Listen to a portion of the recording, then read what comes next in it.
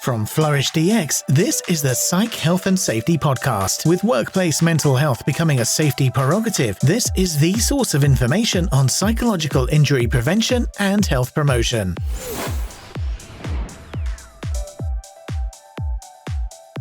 Hello and welcome to the UK Psych Health and Safety Podcast. What a glorious day it is in London. Currently 26 degrees and I'm looking at a blue sky. Truly rare experience, isn't it, Hayley, given the context of living in this part of the world? You got to make the most of it, right? It definitely makes working in summer more challenging because you feel like you're being robbed of the glorious sunshine that you should be sunbathing in. But no, loving the heat. I've had a couple of conversations this week where people are already moaning about the humidity. So I'm just embracing it. That's rubbish, isn't it? I don't know about you, but I just got back from Ibiza. Had 5 days in Ibiza. Didn't sleep much though. Didn't sleep much. Oh, you put me to shame, Pete. I mean, I think you did give me a ring when you were out there and you said, I'm struggling for sleep. I was in Barcelona this weekend. I think I was in bed by 10. So roles reversed here, right? Yeah. But I use you as my benchmark for my sort of nightlife. So I'm normally in bed by 10 myself. Well, anyway, enough of our holidays. We seem to talk a lot about holidays. It just happens to be we're away at separate times. But would you be able to introduce Hayley, our new guest, or get them to introduce themselves? This is going to be a fun podcast. I'm looking forward to this one. Absolutely. I'm absolutely delighted that our guest was able to join us today. Louise Aston, welcome. Would you like to introduce yourself, please? Yeah, no, really delighted to be here. So thank you very much for inviting me. I've known both of you for a significant period of time and delighted to be on today. So I'm Louise Aston. I'm Wellbeing Director at Business in the Community. I lead a campaign that is the kind of governance, the direction of which is led by a leadership team of about 14 corporates from a variety of sectors. We have got a phenomenal chair of our leadership team, who is a guy called Javier Ishab. He's the CFO at Heathrow Airport, and he actually just won, he was highly commended for the Mad World True Leader prize for all that he's doing on the work that I'm going to talk to you about, our new report. Fantastic.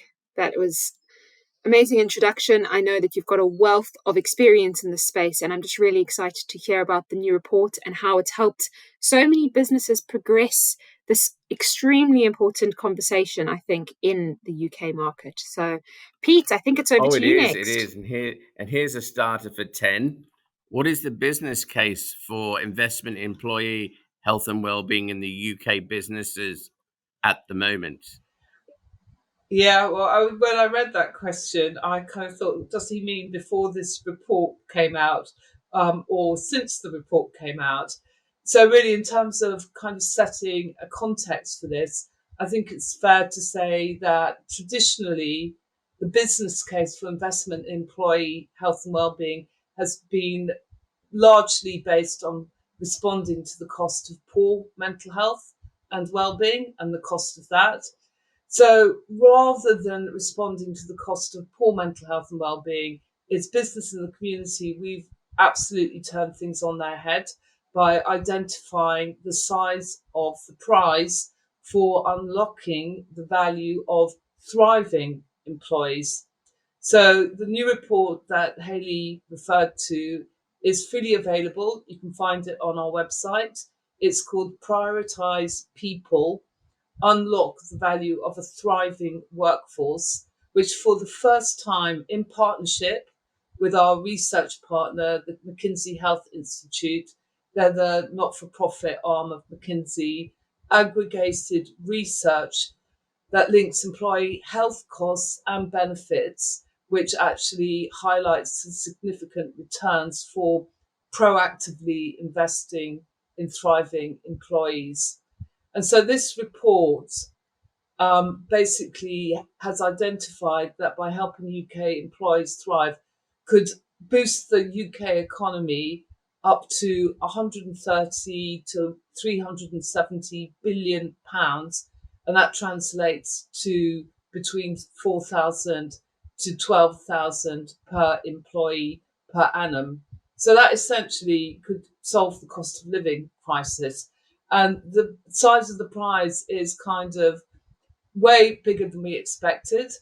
And even capturing even, 20% would lead to a substantial improvement in UK gross domestic product, which in itself could help, as I said, alleviate the cost of living.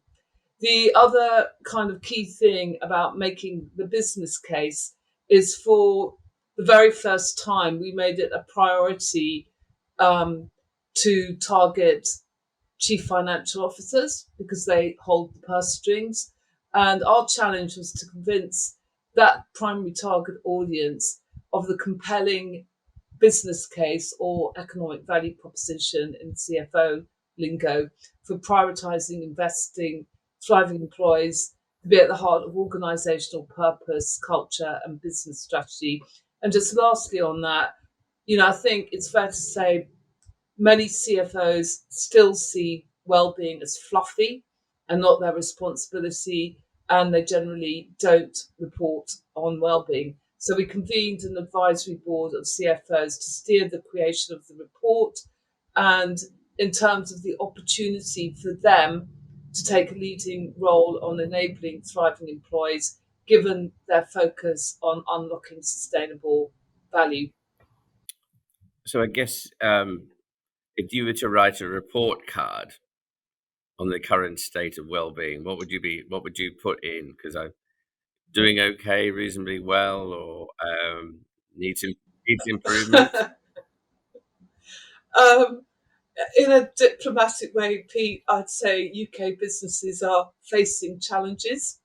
So we would go so far to say that traditional models of working have imploded, testified by low productivity, poor mental health and burnout, and seriously high attrition. So where we're coming from, employers have two choices: do nothing, which isn't sustainable, or unlock the value of thriving people. And our well-being campaign strategy is actually called Redefine Success, backing business to revolutionize ways of working. So we're calling for a revolution. So the chair who I mentioned, Javier Chav, he's a big fan of Spider-Man. And like Spider-Man, believes that with great power comes great responsibility. And the fact that BITC touches 20% of UK employers is a massive opportunity to create change at scale.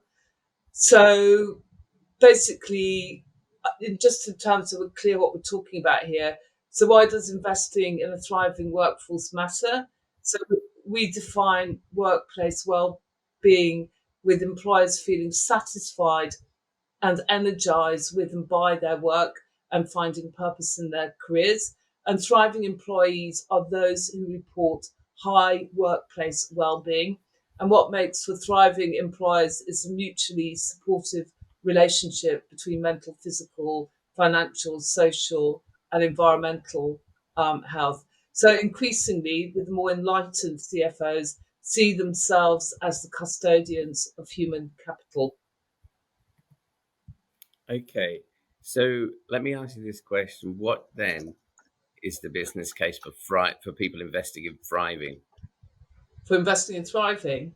in the Well, UK? your business is at its best when people are at their best, and people are your most critical asset.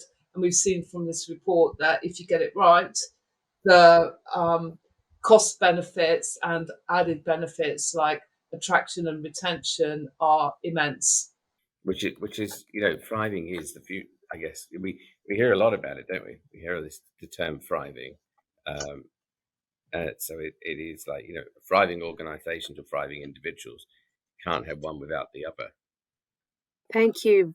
Just the conversation and the direction of the report and how you've taking the opportunity, I think, as BITC to say, how do we elevate, how do we get organizations to the next level? Just great to share that with us. Thank you, Louise. Your view, you've kind of alluded to it a bit in terms of the conversation around sustainability and in terms of how do we get this in front of the purse string holders, but your view on well-being and the ESG agenda. Yeah. Well, I think that basically we are with the S of ESG where we were with the kind of E and the G maybe 10, 15 years ago. So the social component of ESG includes impact on employers, wider community and society. But we know that current employee health measures of the social element focus heavily on health and safety metrics, such as the number of accidents and all deaths. So we think that the definition is almost inevitably going to be expanded to include a much more holistic view of employee health and well-being. And, it's going back to what I was talking about before, about the parallels with the path of environmental sustainability and employee health and well-being. So we know that there was concern for environmental sustainability that surfaced early in the 1970s.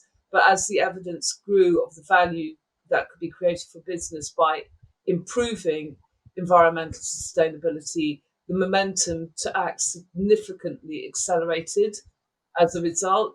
And we anticipate that over time, given the size of the prize for enabling thriving employees, investors are likely to allocate funding based on that expanded definition of social in ESG, which accounts for the health of the workforce. Is basically, we also know that having thriving employees is a way of creating a sustained value on investment and competitive advantage over time. And we also know that there's plenty of evidence for a strong correlation between employee health and well-being and stock market performance. So I think businesses will have no choice but actually to sit up and actually start reporting on the H in the S of ESG. I mean, I know you don't have a crystal ball in front of you in terms of how long this is going to take, but I mean, how much worse does it have to get before it gets better, and before we really do have to report on those types of things? I think it's about the baby steps of businesses putting their head above the parapet to commit to that reporting, because in terms of it being used negatively against them, they want to be able to do it in an incremental place of safety rather than getting shot down. So speaking to several of my leadership team members, there's no way they're going to get up tomorrow and start reporting publicly. It's kind of baby steps, as it was with the E and the G of ESG. So I think it's going to be gradual. Having said that, to do with trying to persuade my leadership team to be bullish about reporting something by 2025, that's our direction of travel. But that's all I can tell you at the moment. Fantastic, ambitious. And no, I think I keep having more and more conversations around, that risk in terms of data being out there. It's quite difficult, though, because for years we've spoken about data-driven decision-making, but it's becoming harder for us to access some of that data. And I'm seeing that on a global level because there are more challenges in the European Union, for example, even in America, trying to access data. So it is becoming really difficult, I think. What do we want to use to inform decisions, but how are we then going to report that? And then that risk appetite in terms of demonstrating the health of the organization. So 2025 is not that far away. I know. And it's doing it in a supportive and safe culture. And that's a context, which is what we're trying to actually develop. Hi listeners, Jason here. We hope you're enjoying this latest podcast episode. Now, if you're like Joelle, Alicia and myself and enjoy learning from the best, then the Flourish DX Academy is for you. The Academy includes free e-learning courses on the ISO 45003 standard for psychological health and safety at work, and associated topics such as how to conduct a psychosocial risk assessment and how to create the business case for psych health and safety. All courses feature high-quality videos, downloadable resources, multi-choice questions, and a downloadable training certificate on completion. Take your learning to the next level with all Flourish DX Academy courses included within the Flourish DX mobile app. Select podcast episodes from the Psych Health and Safety podcast and sister podcasts from Canada and the USA are also included. Get started with Flourish DX for free at www.flourishdx.com/get-started. That's www.flourishdx.com/get-started. Now back to this episode. So, Louise, with the BIC unlocking the value of thriving workforce, the report links with psychological health and safety, speaking to addressing the root causes. How do you identify root causes, control, and manage them?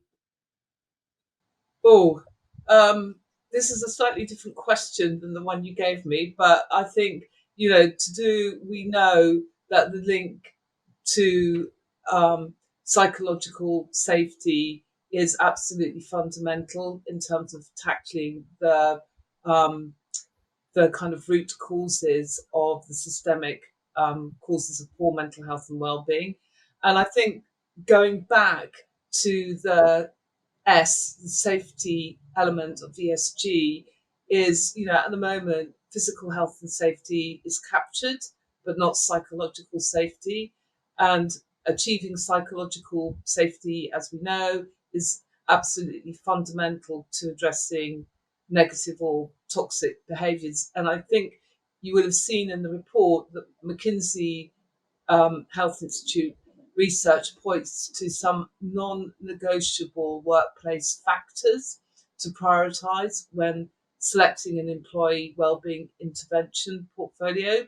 So they're also kind of the most difficult and challenging to implement, and because they relate to workplace relationships and underlying culture. And basically, you can't yoga your way out of this. The absence of negative workplace behaviour is particularly important due to the interdependency with other factors, and failing to address it can reduce the effectiveness of other interventions. So in order to realise the full value of unlocking the cost benefits of thriving people, we anticipate that investors will want to see reporting on psychological health and safety on the same footing as physical health and safety, because it's so fundamental for unlocking that significant value. Absolutely. Yeah, absolutely. And I think we often don't get that connection, do we? Don't get people actually realizing that the two are intrinsically linked. So I think that's majorly important and something that businesses need to get their head round. No, for sure. Couldn't agree more. I think it speaks to, I remember a couple of years back, Louise, when the BITC What If Your Job Was Good For You report, all about work design. And then that coming through again in terms of it is a positive net contributor if you're creating the environment where people can thrive, and you're considering those factors that McKinsey stated in this new report that you cannot not consider, and I think that movement in terms of we don't just put an intervention in place when we're reacting, when it's not addressing root cause, is fundamentally going to change the game and the way in which we move away, like you said, from the fluffy well-being stuff into the more systemic intervention. Yeah, I couldn't agree more, Hayley. And, I'm glad you referenced What If Your Job Was Good For You, because we've gone on a journey from the launch of that report, What If Your Job Was Good For You, which was basically in response to the pandemic and lockdown, offering this kind of once in a lifetime opportunity to reimagine ways of working that would be mutually beneficial to employee well-being and business. So last year we launched Your Job Can Be Good With You, but with the launch of Prioritise People, Unlock the Value of a Thriving Workforce, it's clear that the size of the prize is too big to ignore, and that your job must be good for you, or you'll leave and get another one. So I think, well-being needs to become, and will become, hopefully non-negotiable, and just what we do around here. And, going on the theme of the reporting disclosure piece is, like the E and the G of the ESG, employee health and wellbeing, will become recognised as a business imperative, and coupled with the transparency and accountability for reporting on it, to attract investor investment. Absolutely. That journey that you've demonstrated through the 3 reports is just really good to see. So with this report in mind, and given everything else that's been happening over the past, I would say, through the pandemic, post-pandemic, what is your prediction of the wellbeing landscape in the UK? So what's coming up for us? Well, basically, it's back to my question at the beginning. Employers have got 2 choices. Doing nothing is really non-negotiable, because it's basically it's not sustainable. And actually, in terms of revolutionizing ways of working by putting people at the heart of organizational purpose, culture, and business strategy, is going to be absolutely key in terms of how you run your organization, how you're going to attract and retain people, and how you're going to be productive and profitable. So I do think the penny will drop. There are enlightened companies who already get this, to do with the revolution that we're leading. Is, CFOs are a new audience, and in terms of galvanizing and convening them, this is a kind of new approach to that target audience. Fantastic. No, I think you mentioned culture there, and it's something that I always pull out. Is it's not well-being and it's not psychological health and safety on its own. It's part of that cultural change, that people first approach. So glad you've referenced that piece as well, is that it's not a standalone. No, absolute whole system approach. It has to be. Pete, you still with us? Oh, Pete might have. I'm back. Fantastic. I'm here. Got any thoughts on that in terms of prediction? What is your prediction of wellbeing landscape in the UK, Pete, whilst we're at it? Go on. Well, it's a really good question. I don't know, Louise, but we've both been on this journey for a very long time, haven't we? It's relative, Peter. Well, you do remember the crystals of the 1990s, when we were all into crystal therapy and stuff like that. I'm broadly optimistic, but at the same time apprehensive, which is probably a great mix. I do think we had a perfect opportunity during lockdown to reappraise well-being, and I think we've defaulted back to the individual, and even the organizational interventions I see are not really targeting organizational well-being. They're targeting organizational, well-being for individuals. So I think we need to create organizations that are at the heart of them improving people's health, their mental, their physical health. So I'm just not sure or comfortable or confident that that's necessarily going to happen in the way I'd like it to.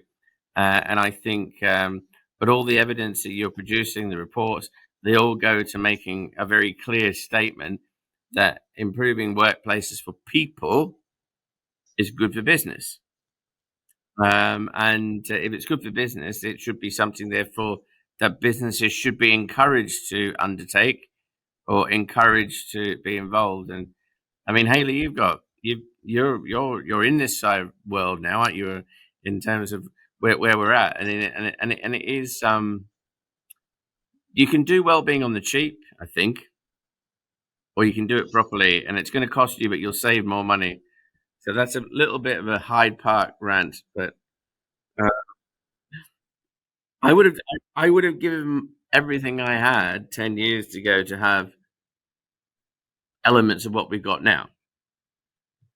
I just wouldn't necessarily want all the elements we've got now, because I think, we've talked about this, Hayley, about how many people have developed apps without any evidence base on well-being. You can get a well-being app now. I think if you do a search on different, different tech shops, there are hundreds of these out there. How many are validated, empirically sound, robust tools, rather than just saying, go and have a sleep now when you feel a little bit stressed out? And the tools, another tool is not gonna, it's not about more. It's really, really not about more for me in this space. It's about less and addressing the root cause is where I always come back to. But no, Pete, let's not get into this rant. We could be here for hours. No, but I think it's a good discussion there. It is. Maybe we need to do a single podcast, you and I, next time, discussing that. But I think we're coming to the end. But Louise, it's been extremely enlightening and I think really encouraging for me. As Pete said, I'm on the inside, and to see this report that's going to help people drive the ESG agenda, so that when we talk about it, we speak the language so that we can make that change. We move away, you've said there's CFOs involved in the conversation. Let's speak the language that's going to make a difference for the business so that we can move it up the agenda. I think one of the challenges is there's a lot on the agenda for businesses these days. There's a lot, and trying to find space in that. But when we build it as part of that broader culture, you can't have one without the other. You can't have inclusion without psychological health and safety and well-being. So it's really been enlightening, and it excites me to have this report to help businesses, especially starting out, to start with the right framework is fundamental. So, final takeaways for our listeners, Louise. Yes. Okay, so in the first instance, as I said before, you can find the report easily. Prioritise People, Unlock the Value of a Thriving Workforce. It's on Business and Communities website. It's freely available, and it has an accompanying summary slide deck. So ask your CFO or other C-suite colleagues to actually read the report and use the PowerPoint deck to have a discussion about the value of thriving employees. The report was the why for investing in well-being, and the what and the how is coming down the line in September. So the what is the BITC Work Well commitment, and the how is our simple and accessible self-assessment tool.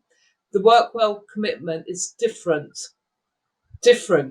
from other pledges, charters, and other commitments, because it really truly does take a whole system intersectional approach to tackling the root causes of poor mental health and well-being, and it's inclusive and includes a UK benchmark. It's basically designed for any organisation, large or small, or from any sector. So our ambition is to create a body of change that enables all organisations to unlock the full value of health and well-being within their organisation by committing to going on that journey of improvement towards public reporting in a meaningful way, using our simple and accessible tool to compare their maturity level to a UK benchmark and signing our commitment.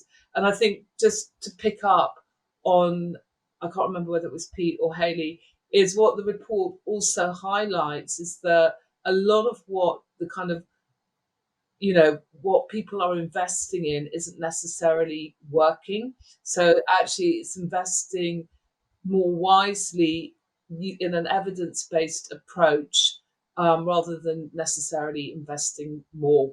And that's what the simple and accessible tool will help you do. Fantastically said. Yeah. Wonderful, wonderful. And why do you always leave those little presents at the end just to tease one's soul that something's coming, but they've not seen it yet? Because people might remember I've said it. I know. I'll remember because I'll be emailing you when they're out to get copies. Wonderful, Louise, to spend time with you and to just really appreciate what you're doing to grow the evidence for this area. Okay, and we need evidence, and we need good evidence, and I'm very hopeful that the various reports and the stuff that's coming out, plus the maturity model, will be really good and will assist businesses. So thank you very much for taking the opportunity, which only leaves me to tell you, please come and listen to these podcasts on your preferred podcast provider, and hopefully you'll be able to hear us and engage in conversation with us. That's myself and Louise and Hayley on LinkedIn or other social networks. Looking forward to continuing the conversation here, and very much looking forward to reading the report. So we shall we'll wait in anticipation. We might even have to review it as part of a podcast between ourselves, couldn't we? We can go, and what about this? And what about that? No, that would be great. Love it. Yeah. Wonderful. Okay, so with that, I'm going to say goodbye from me. Thank you to all our listeners. Take care. Enjoy the sunshine. Thanks, Louise. You've been listening to the Psych Health and Safety Podcast. To stay up to date with the latest on psychological injury prevention, follow Flourish DX on LinkedIn and subscribe to the Psych Health and Safety Podcast at www.psychealthandsafety.com.